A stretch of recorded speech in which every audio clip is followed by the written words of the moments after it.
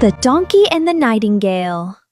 One sunny morning, a nightingale was singing beautifully in a tree.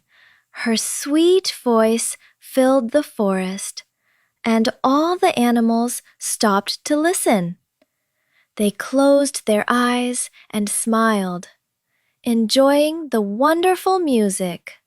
Just then, a donkey walked by.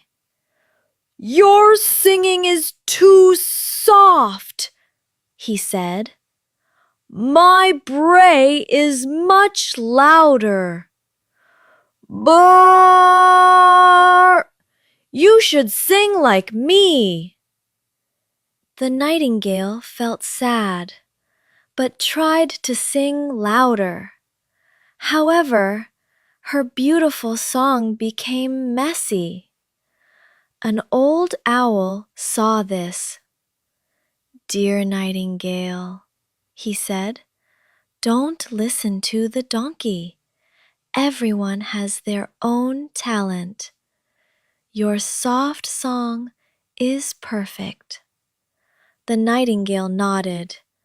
From that day on, she sang happily again, ignoring the donkey's words.